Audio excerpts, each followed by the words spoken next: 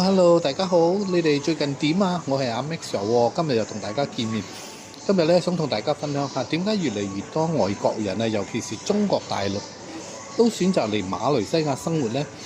喺個影片開始之前呢，記得大家嘅觀眾朋友幫手讚好、分享、留言，仲有訂閱我嘅 YouTube。我阿爸阿媽嚟睇我立片。大家好，我係俊豪，今日好開心同大家見面，傾下偈。回顧事件，大馬風度。各位觀眾朋友，我係俊豪，一個喺馬來西亞生活嘅廣東佛山人。上條片講中國女子大鬧亞航，我冇諗過反應咁大，超過9000幾個 views， 留言區仲要爆晒，好多謝大家。但今日我想講嘅唔係單一事件，而係續集。日期係4月25號。嗰位鬧事中國女士 Karen， 佢已經成功重新入境馬來西亞吉隆坡咗了，而且佢嘅新嘅行為點講好呢？可以話係挑戰大馬人嘅底線。但講之前，佢已經成功重新入境馬來西亞吉隆坡咗了，而且佢嘅新嘅行為點講好呢？可以話係挑戰大馬人嘅底線。但講之前，我想首先認真讚一次大馬人嘅風度。為什麼國際航班的人都不會講中文？為什麼做什麼服務行業？我想問你。我跟他溝通，他一直給我標英文，我是切了。他為什麼一直給我標英文？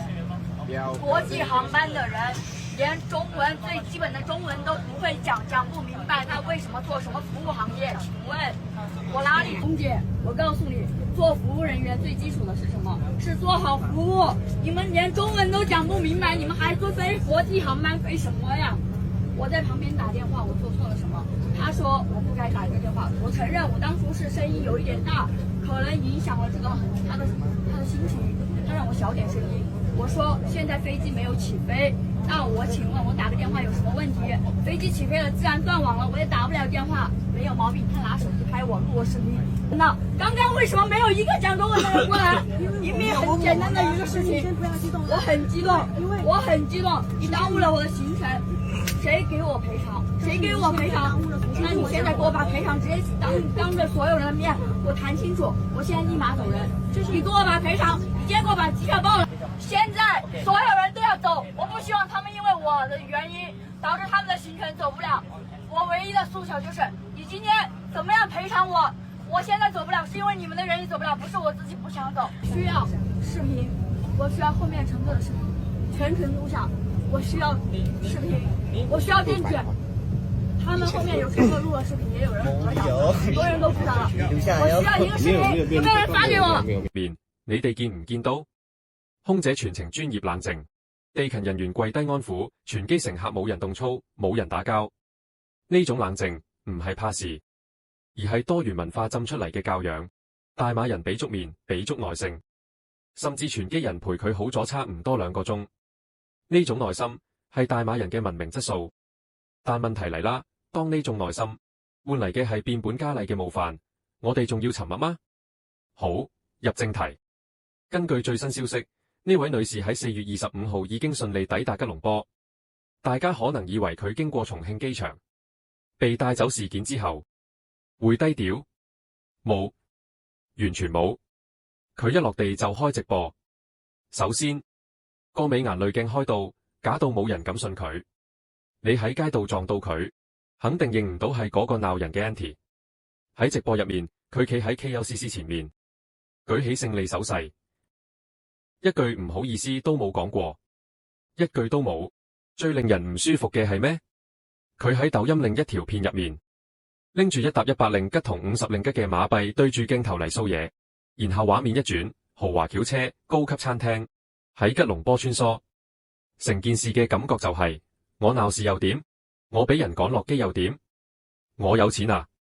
我一樣喺你哋地方做上等人。呢種炫富，呢種挑釁，令到之前幫佢講說話嘅人都靜晒。呢度我想講2個重點。第一，大馬人嘅底線係邊度？大馬人友善包容，唔容易發火，但包容唔係無限加。你喺飛機上擾亂秩序，全機人忍你落咗地仲要用我有錢嘅姿態去踩呢個社會嘅頭，呢個唔係遊客，呢個係搞屎棍者。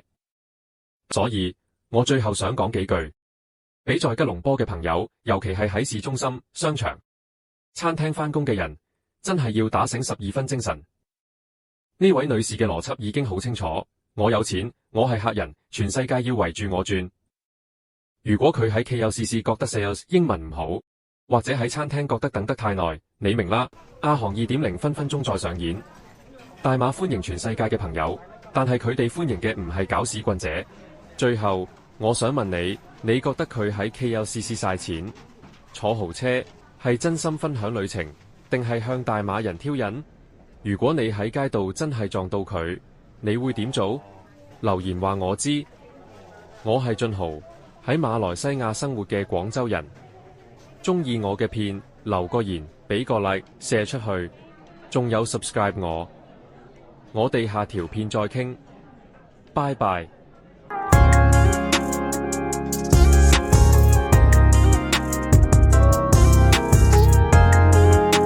我係俊豪，大馬嘅辣死你媽真係好食啊！